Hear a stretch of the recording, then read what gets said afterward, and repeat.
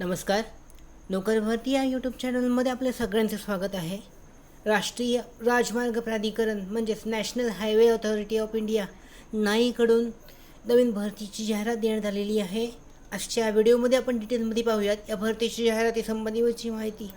तिथे पाहू शकता, इथे ऑनलाईन अर्जाची जी प्रोसेस आहे ती दाखवण्यात आलेली आहे. आपण जो जाहिरात आहे, अधिकृत जाहिरात, ती विस्तृत पद्धतीने पाहूयात. इथे पाहू शकता, national highway authority of India यांच्याकडची भरतीची जाहिरात आहे. Ministry of road transport and highways.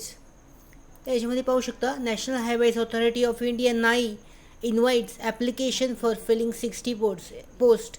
एकूण 60 जागा आहेत.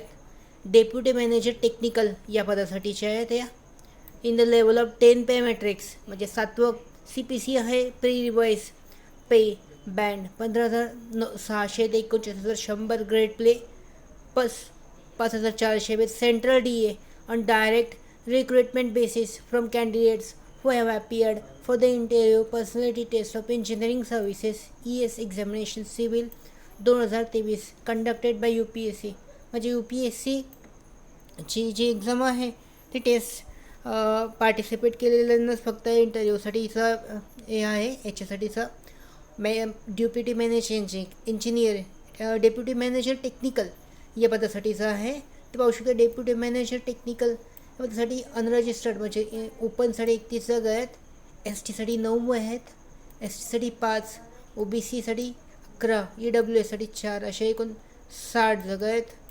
त्याचबरोबर पाहू शकता, रिमार्क्स जे आहेत, out of 60 post 9 post reserve for person with disabilities, म्हणजेच PWBDसाठीच्या 9 जागा राखीव आहेत.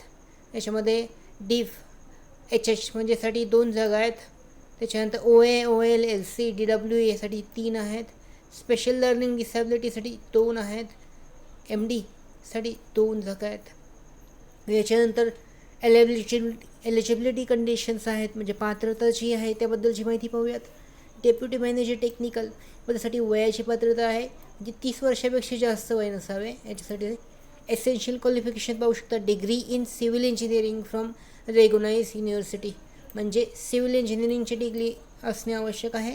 रिक्रुटमेंटसाठी रे पाहू शकता, by direct recruitment on the basis of final merit written test and personality test in engineering services ES examination civil 2023 UPSC, म्हणजे UPSCकडून जी टेस्ट कंडक्ट केलेली ते डायरेक्ट रिक्रुटमेंट आहे, ज्यांनी जी एक फायनल मेरिटनेसनुसार म्हणजे UPSCच्या एक्झामवर आधारित आहे. इम्पॉर्टंट कंडिशन्स दिलेले आहेत.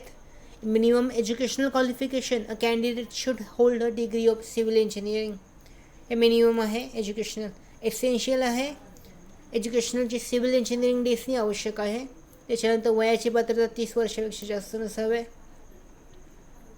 त्याच्यानंतर इथे पाहू शकता, डिसॅबिलिटीजबद्दलची माहिती देण्यात आलेली आहे. सिलेक्शन प्रोसेस आहे on the basis of final merit list written test personality test in engineering service ES examination civil 2023 conducted by UPSC. या पद्धतीने जी सिलेक्शन प्रोसेस असणार आहे.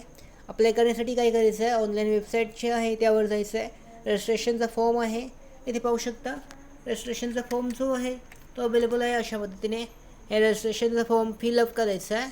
त्याच्यानंतर जे डॉक्युमेंट्स आवश्यक आहेत, फोटोग्राफ आहे, त्याच्यानंतर सिग्नेचर आहे, प्रूफ ऑफ क्लास 10 सर्टिफिकेट आहे, त्याच्यानंतर सिव्हिल इंजिनिअरिंग सर्टिफिकेट, अनुभव एक्सपिरियन्सचे डॉक्युमेंट्स आहेत, मार्कशीटचे आहेत. त्या पद्धतीने डॉक्युमेंट सबमिट करून नेक्स्ट प्रोसेसवर क्लिक करायचे आहे. अशा पद्धतीने ऑनलाईन जो फॉर्म आहे, भारतीय राष्ट्रीय राजमार्ग प्राधिकरण म्हणजेच national highway authority of India यासाठी ऑनलाईन पद्धतीने अर्ज केला जाऊ शकतो. त्याचबरोबर अधिक भरती आणि नवीन व्हिडिओजसाठी आमच्या यूट्यूब चॅनलला सबस्क्राईब करा आणि अपडेट्ससाठी आमच्या टेलिग्राम चॅनलला सबस्क्राईब करा. धन्यवाद.